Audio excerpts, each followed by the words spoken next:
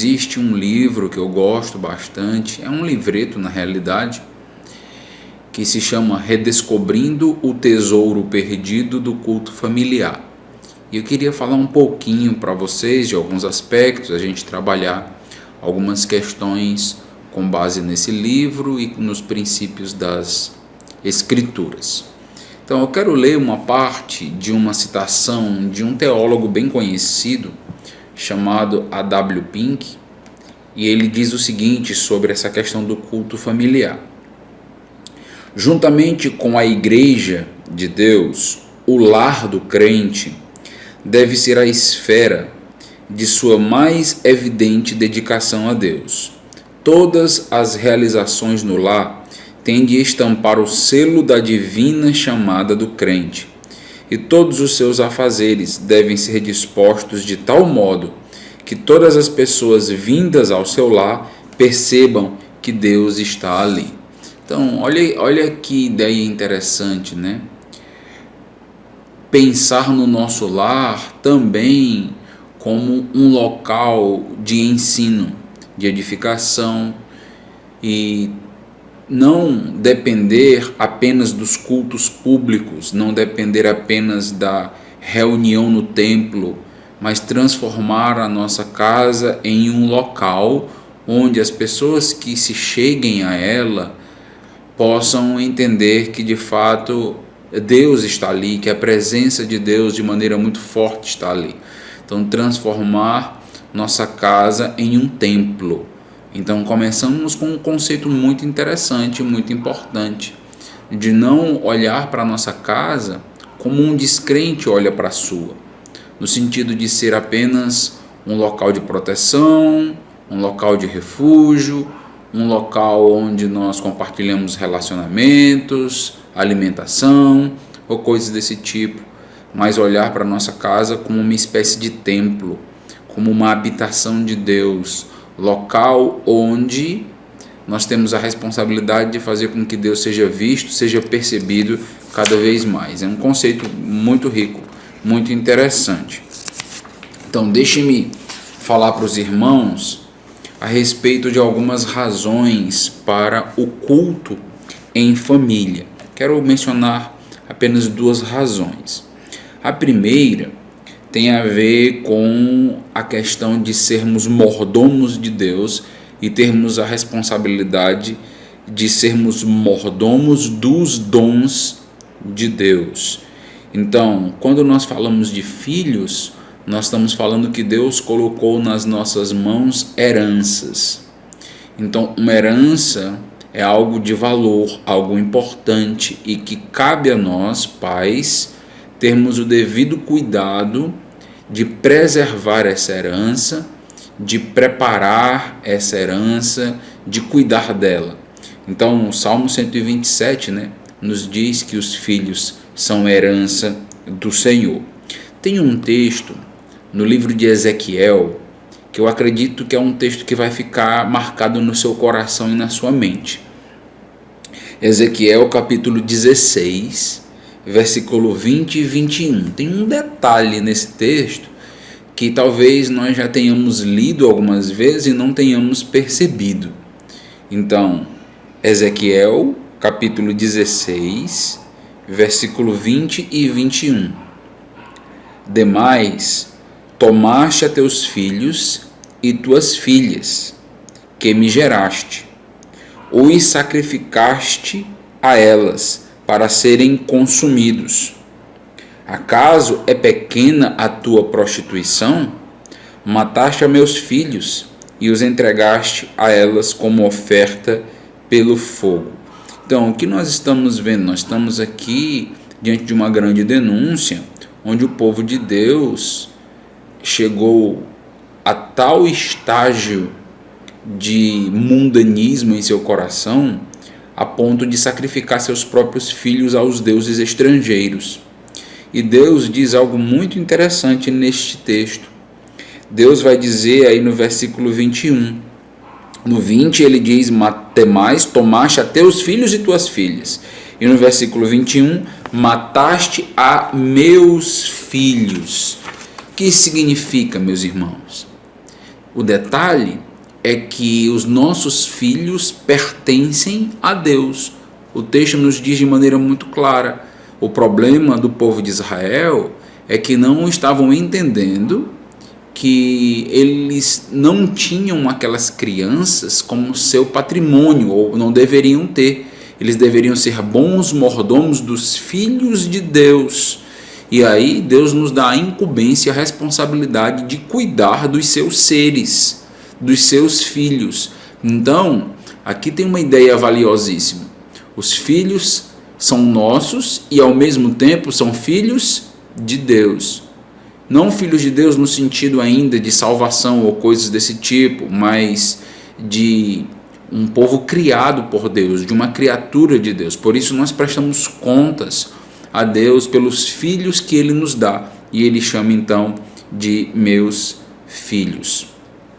Talvez um texto importante e que acredito que seja valioso aqui para essa reflexão do porquê nós devemos lutar para criar o hábito do culto familiar, seria aquele texto de Paulo em Gálatas, capítulo 4, versículo 19, que vai dizer basicamente o seguinte: porque de novo sofro as dores de parto até ser Cristo formado em vós.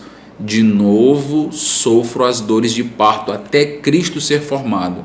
Então esta deve ser a nossa missão como bons mordomos, formar Cristo em nossos filhos. E aqui tem algo bem interessante, porque o texto fala sobre dores, e criação de filhos não é algo simples. Ter devocional com os nossos filhos não é algo simples, envolve dores. Nós não podemos criar uma ideia de que quando nós formos fazer os devocionais, os nossos filhos eles vão aceitar isso com facilidade, de que o mundo vai parar para que a gente ensine a palavra de Deus. Não, pelo contrário, é uma guerra, é uma luta espiritual. Por isso Paulo vai dizer que ele sofre novamente as dores de parto. Mas o propósito de Paulo é que Cristo seja formado ali nos seus filhos na fé da Galácia, e que poderia facilmente ser aplicado também à criação de filhos. Então, a primeira razão de lutarmos para termos cultos nos lares é justamente porque somos mordomos, e Deus nos colocou essa responsabilidade. Se você é pai, se você é mãe, você tem essa responsabilidade de cuidar bem dos filhos de Deus, de cuidar bem do patrimônio de Deus, da herança que Deus nos deu para cuidar. E lembrando que cuidar envolve dores, envolve sofrimento, envolve lutas. Não podemos ser tão ingênuos em relação a isso. Segundo, para encerrar, o nosso filho, ele foi colocado em nossa família por um desígnio de Deus. Deus, ele nos deu o filho e a filha que ele sabia que nós poderíamos cuidar. Basicamente, nós precisamos entender que a nossa vida, o nosso testemunho, santifica os nossos filhos. Deus teve um propósito para colocar essas crianças em um lar cristão. Se você é um pai cristão, uma mãe cristã, Deus colocou essas crianças para que elas pudessem ser influenciadas. Mesmo se você é casado com um cônjuge que ainda não aceitou a Senhor Jesus Cristo, mesmo assim a Bíblia diz algo muito interessante. Em 1 Coríntios capítulo 7, versículo 12 em diante, por exemplo, é dito o seguinte: ao mais digo eu, não, Senhor, se algum irmão tem mulher incrédula e esta consente em morar com ele, não a abandone. A mulher que tem marido incrédulo e este consente em viver com ela, não deixe o marido, porque o marido incrédulo é santificado no convívio da esposa, e a esposa incrédula é santificada no convívio do marido crente. Doutra sorte, e este é o aspecto que eu quero chamar a atenção, os vossos filhos seriam impuros, porém agora são santos. Então, por causa da soberana graça de Deus, por causa do seu desígnio providencial, algumas crianças são colocadas em lares cristãos, em lares evangélicos. Isso para que a gente possa abençoá-los, para que a gente possa ensinar um padrão de intimidade com o Senhor, para que eles sejam influenciados por nós. Então, não é meramente ter um tempo de devocional em casa, mas transformar a nossa casa em um templo. Permitir que Deus seja percebido pelas crianças no nosso lar. Então, se Deus te deu a oportunidade de ser pai, o privilégio de ser mãe, saiba que esse desígnio de Deus não falha. Então, Deus quer te usar para que você possa ensinar estas crianças, influenciar essas crianças e fazê-las com que se aproximem mais do Senhor. Então, é plano, é projeto de Deus para as nossas vidas, que sejamos bênçãos nas vidas das crianças que Ele tem nos concedido. Deus tem uma excelente razão para nos dar filhos. Então, nós temos dois aspectos. O primeiro é que temos a responsabilidade de sermos bons mordomos. E uma maneira de sermos bons mordomos é instituindo ensino em nossa casa, devocional, instituindo então um culto em família, aí com os nossos filhos, esposa, marido. O outro é porque se Deus colocou uma criança ou várias em nossa casa, foi desígnio dele para que a gente pudesse abençoá-las, para que a nossa influência pudesse ser vista na vida destas crianças. Ou seja, temos a responsabilidade de abençoá-las, e uma das melhores maneiras de fazer isso é ensinando a palavra de Deus, é parando com elas, orando com elas. Então, eu quero pedir que Deus possa te usar nisso.